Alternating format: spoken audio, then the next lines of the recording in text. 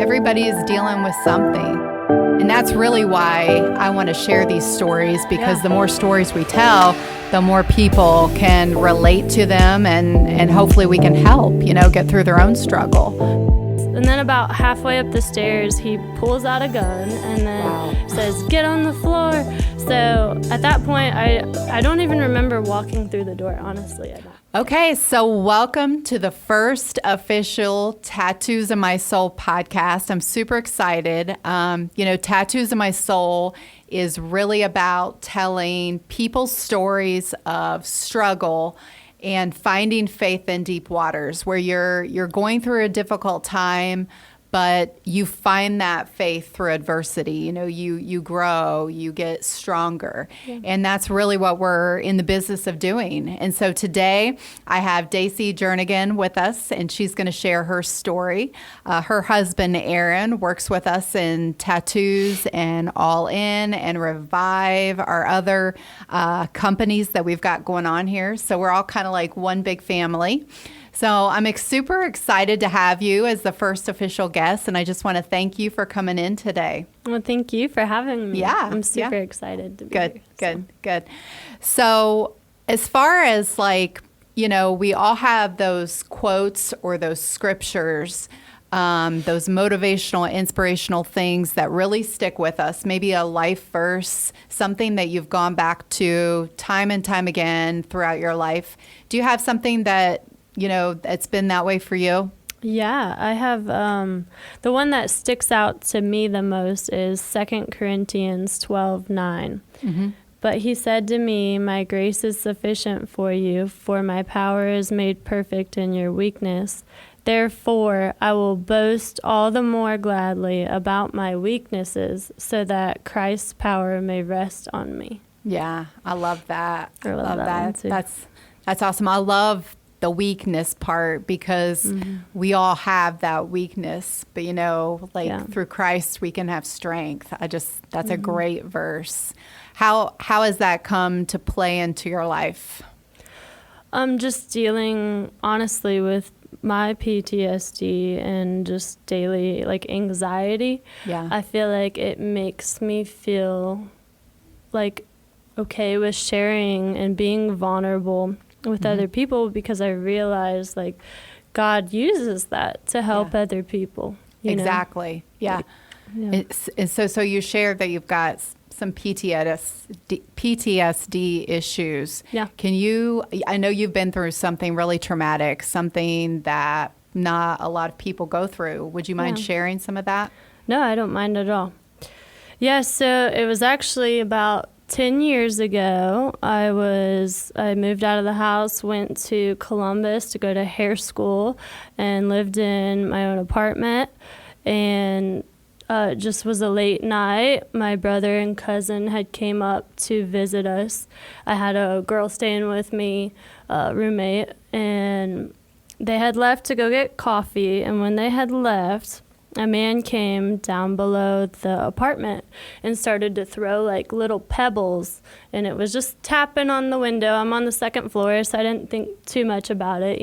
He's not going to just climb through the window. Right. So I opened it up, looked out, and just to see what he wanted, and he said, "Hey, I think somebody left their car lights on out here, so if you guys want to go check or whatever." And then he just walked away. So I was like, "Oh, well, that was nice." Yeah. So we went and looked out the other window on the other side of our apartment, and my friend thought it was her car. You couldn't see the headlights from there, but I was like, okay. So we just went out. It was late. It wasn't midnight or anything like that, but it was probably 10 o'clock. Mm-hmm. So I brought a phone with me, because I was like, well, just in case. And we went out there. The lights were not on. We went to walk back inside, because we're like, crap. This probably isn't good. So I went and shut the bottom part, but there's 2 apartments on the top. So there's a stairway that goes up, and my roommate was at the top with the door open. And at that point, I heard a little knock on the outside of the door. Yeah. Now, going through my mind, I don't know if this is Chad and Michael, my Your cousins. brothers. Yeah, them coming back. Or is it, that guy? I really didn't know. Mm-hmm. So I had to decide if I was going to open it or not, and I did. I cracked it, and it was the same guy that was throwing rocks at my window. So he comes around, stares right in my eyes, and at that moment, it was like, oh, crap.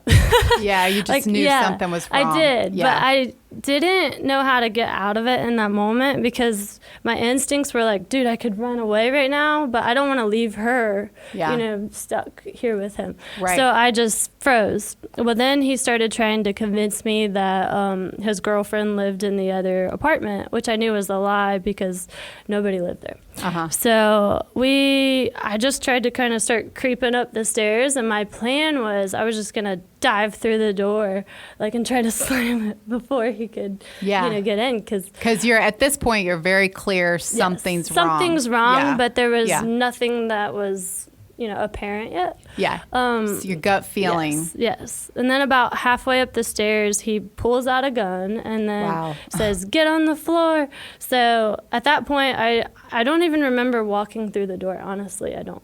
I just remember laying on my stomach with my face, to the side. I couldn't see her face either. I don't know. She must have been looking the other way. Yeah. But it was like at that moment, my life flashed before my eyes, but I felt a peace too. Wow. So it was like, I knew I had no control over what would happen in that moment. Yeah. But it was like, I knew where I would go if things did turn bad. Yeah.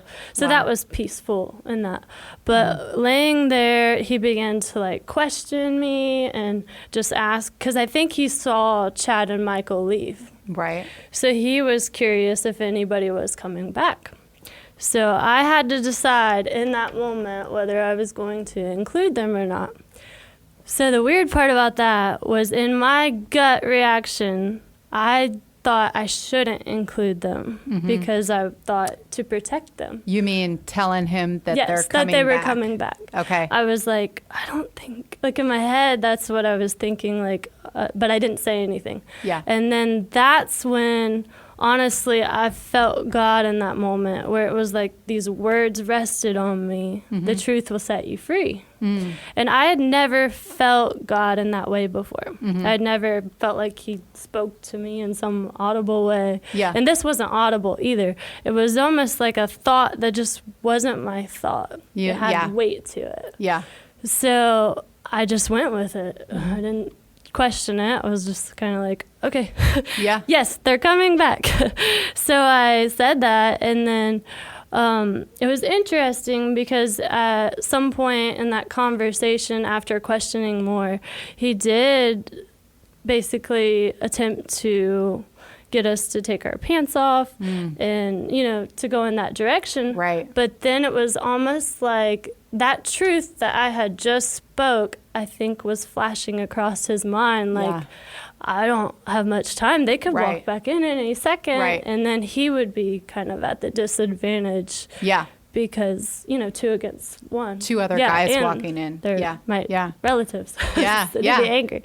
But exactly. Your big brother, right? Yeah. But I feel like, honestly, that was the moment that saved me. And I never realized it till later.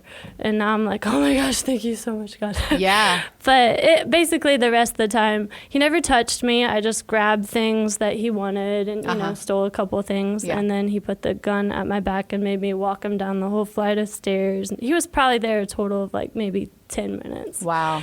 And then he literally walked out and told me to shut the door, and he left. And then you call the police, I'm assuming. It was I think I didn't cry or anything. I think I was just in shock. Yeah. Did that really just happen? Yeah. Yeah. Because this is the kind of stuff that you hear about on TV, and then it becomes your reality, and it's kind of wait a second, I never, ever would have thought something would have happened to me. Right. Yeah, that's a very traumatic event, no doubt. That's something that you're forever changed from, I love how you say that thought that you had, that was not your own thought. That was very clear that was God giving you direction, because you had thought, I'm not going to say that my brother and his friend are coming back, but then was literally the clearly, opposite, God intervened and was like, the truth shall set you free. And you feel like that's really what deterred him from doing whatever he was going to do. Yeah. Because I actually went in later on because I had such a descriptive on it, like what he looked like and everything.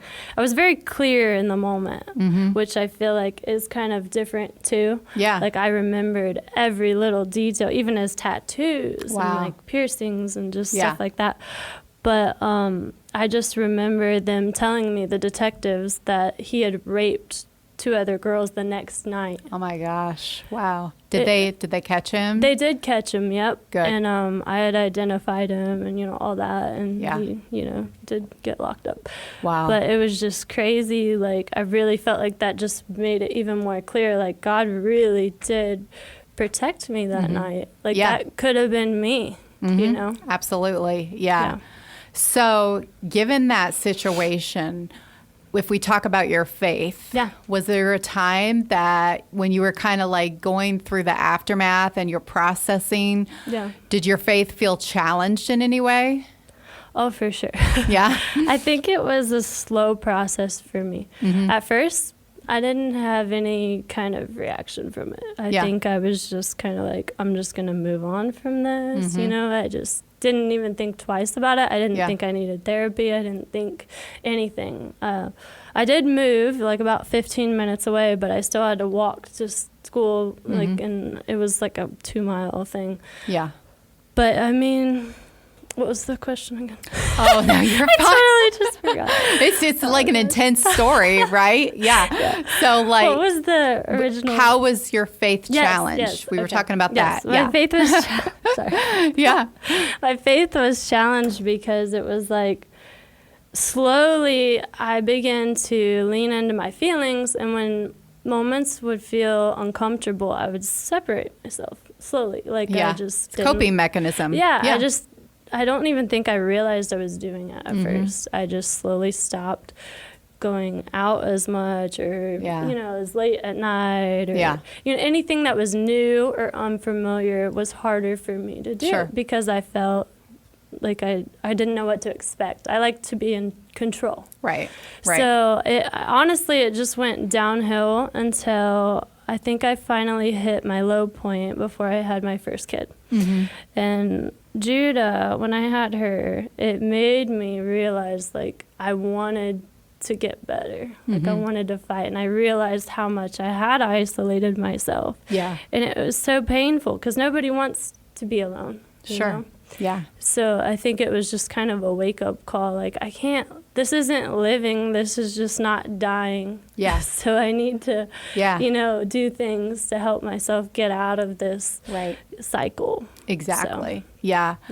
I could totally relate to that because I kind of went through the same thing after our traumatic event where you don't want to deal with it. It's like, that happened, but I'm fine. Same kind of thing. Like, I don't need therapy. I'm good. Right. But then eventually not dealing with the trauma and the hurt and the pain catches up with you sooner or later. You can only kind of ignore it for so long. Yeah. So tell me what that looked like for you when you realized, like, I need to do the work, like I need to get better. And where did your faith play into that? I felt like I had to start being more intentional with my relationship with God. Yeah. I went through kind of like a breaking where I felt like I truly lost who Dacia was. And it was just, I couldn't even recognize myself anymore. Yeah. And I had to be okay with the fact that I was changing, and that's okay. Like, I had to let God into who I am now in order to move forward. Yes. And so I just began to be a lot more open, like honestly just talking out loud to him daily throughout the day. I surrounded myself with more like moms and just getting out for more play dates and just positive people in my life. And I was so blessed too with an amazing husband that has just never judged me. Yeah. Ever. That's even awesome. When, because honestly, most people would not want to be married to somebody like that. Yeah. because it's heavy. Right. You Sure. kind of drag them along with you. Mm-hmm. So Yeah. that was hard. And I love your vulnerability right now. I mean, because this is not an easy topic to talk about for sure. And I admire your strength and your ability to talk about it. And I know what an awesome guy your husband is. I can speak firsthand to that. You guys are an amazing couple. But I think there's such strength when you go through something for sure. as a married couple together where it's like, man, we're in the pit. Like, I'm struggling here. And that's the time where growth truly can happen, you know.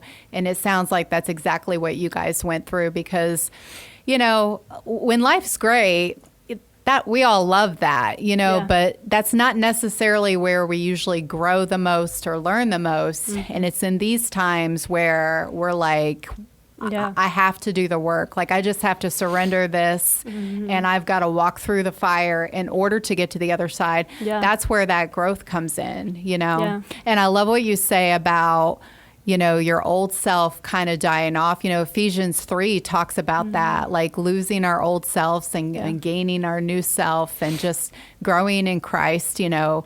And I think that's really the goal of why we're here is to, you know, with each circumstance or each situation we go through, it's no matter how painful it is, like your situation, if somebody would have told you 15 years ago you were going to go through that, you would have been like, right. Yeah. Not me, maybe somebody else, but not me. It just never would have crossed exactly. my mind. But those situations, like if God allows it, then there's something for us to grow from and there's some good that can come from it, you know. And your story, no doubt, like there's somebody out here that's going to hear your story that they'll say, I can relate to exactly how she's feeling, you know.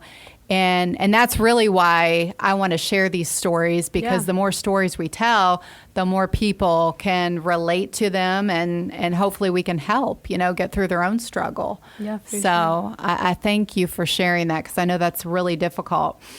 So what would you say was like maybe the top couple of things that you learned from this situation? Like you know, it's been 10 years. That's a pretty good chunk of time. Yeah. Like, what's your number one thing that you kind of walked away with? Or then maybe you're still learning because no, you're good. It's a growing process, right? Sure. I don't think you'll ever fully exactly. You know. I feel like I've learned not to judge other people so quickly. Yeah. I feel like it's given me a lot more mercy and grace for people and their process because everybody's in a process. I don't care if they've went through some kind of huge trauma or not. Everybody has went through life. Yeah.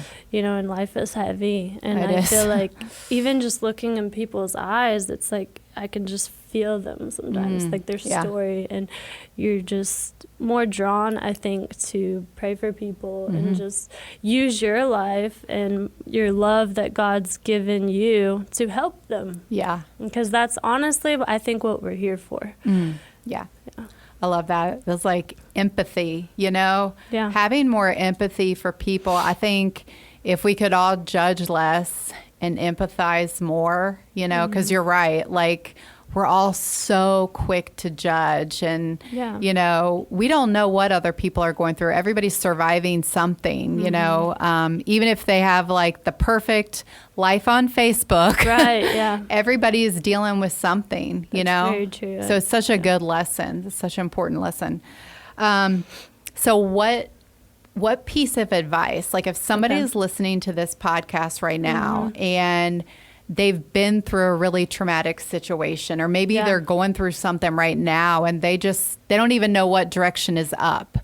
What piece of advice based on what you've been through would you give them?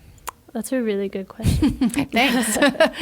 I think just don't underestimate the need to get help. Like it's okay, even if you're not feeling it directly. Yeah. Like for me, this is 10 years later. if you would have told me like that I would have dealt with that even for a week later, I wouldn't have believed you. Yeah. Because when you went through it, you're like, I'm fine. Yeah. It's such a slow, like, creeping giant. And I think to nip it in the butt as soon as possible would be so beneficial to you. Yeah. Like, I wish I could have told myself that. And I don't think it's ever too late to do that, to go to therapy or whatever, you know. And then the other huge one that I think is honestly the most important is just having a relationship with God. I feel like nobody can empathize with you more than him. Yeah. Because it's like he hears you in a way that you can feel through your whole being and soul and mind. And it will make you feel so heard in a way that people can't make you feel. Yeah.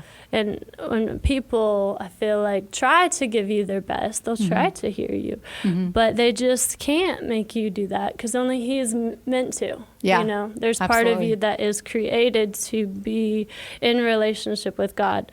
And so I feel like when you went through a trauma or something like that, that's even more like key to you finding peace because you're going to crave to have somebody understand what you're going through. Yeah. Yeah.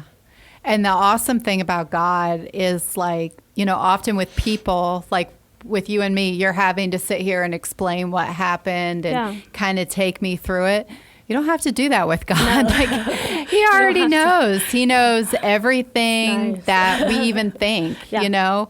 And there's such comfort in that. There's such peace in that, just knowing that we truly have someone that, like, literally understands every cell in our body, you know? There's nothing like it. Yeah. It's like my happy place. You know, the place you can just be undone, let your hair down and breathe. And it just helps you find yourself. Right. Right. Yeah. And so I probably should have done this at the beginning of the podcast, but just like tell me a little bit about your life now. So you're a mom of two. Like, just tell me a little bit about what's Dacia up to today. I've been married for 6.5 years. Yeah. And we have 2 little girls, a 5.5-year-old and a 2.5-year-old. 2 adorable little girls. They're my favorite. Yeah. But, so I'm a stay-at-home mom. I actually went to school for cosmetology, but I don't, work in a salon right now. Right. But I just love pouring into them and being the one that gets to teach them all these things because I feel like I can't get that back, Yeah. So I want to be the one to do that. So, yeah. I mean, it's a slow days right now, but it's good. We have a lot of play dates. We go out, we do stuff. Slow days, but the years go fast. Yes. Let me tell you that, because my kids are going on 15 and 11. Oh my gosh. And I remember the days when they were that age, and it just, the days are exhausting, but it's so rewarding. Oh yeah. It's the best job in the world. Yeah, absolutely. Well, I thank you for coming in here. Like, this is a pretty big deal. Like I said, you're the first person to sit in that chair. Hopefully we're in the business of telling a lot of stories that will help and inspire and motivate people. But your story is amazing. I love, again, your vulnerability and just your honesty. And I can see for sure that, like, God has used this situation in your life to grow you and just have that empathy for other people. I think that is it's so important in today's world where, like I said, just a lot of people are judging. Yeah. And we need to have more of that. We don't all need to go through a trauma in order to have empathy for each other. So I hope people, take that away from your story. So is there anything else you want to share? I know you made some notes. Yeah. Let me look real quick. I think you said you had a quote you wanted to share. Oh, yeah. I did. So I love this quote. Losing my mind helped me find my soul. I love that. Yes. It just helped. Look, honestly, this is me in a nutshell. I feel like I was so surfacey before. I would be in a conversation, and honestly, I didn't even care what you're talking about. That sounds awful, but that's how I was. Yeah. Especially being in cosmetology and all that. I mean, I was just very into my looks and, whatever was going on. But I feel like going through this, it made me I love what's on the inside of people way more than the outside. You know, it makes you change what you're looking for when you look for a friend, you know. Yeah. It's just, it's changed a lot of who I am too. So yeah. I'm going to say something that'll probably sound crazy to most people that are listening, but I'm guessing that you'll be able to relate to this. Yeah. So, you know, what happened with Lindsay and I, you know, we were in a very violent situation as well, almost lost our lives, very, very traumatic. But, and if somebody would have said to me 2 days or a week or a month after this happened, that I would be saying what I'm about ready to say, I would have been like, you're crazy. Yeah. But I have gotten to the point, because I've allowed God to take over this situation, and I've just surrendered the pain and the hurt to him. I've gotten to the point where I can say, I almost am grateful that I went through this. It's still hard to think about. It's still painful. Like, I'll never like what happened. Yeah. I obviously don't like that people had to lose their life. It's very traumatic. Yeah. But I've almost gotten to the point where it's like, you know what? I wouldn't be who I am today and who I'm going to become as I go through this life if I wouldn't have gone through that pain, that darkness. Can you relate to that? Yeah, 100%. That's literally, I feel like, why God allows us to go through things like that. I feel like, because sometimes looking in, you're like, God, why do you let things like this happen? Yeah. But I feel like it's like in the broken pieces where he comes in and like mends it in like this beautiful way, and it becomes such a masterpiece. Yeah. And now you get to impact so many lives that you never would have you know, been able to impact before. Right. Because to impact a broken person, it takes a broken person. Yeah, exactly. It's like beauty for ashes. I mean, that is exactly what it is. Yeah. So I love your story. I feel like I'm going to want to have you back and talk about some other things. Like, this was really good. So thank you for coming in. Thank you for sharing. And to our listeners out there, thanks for listening to the first official Tattoos of My Soul podcast. We'll see you next time.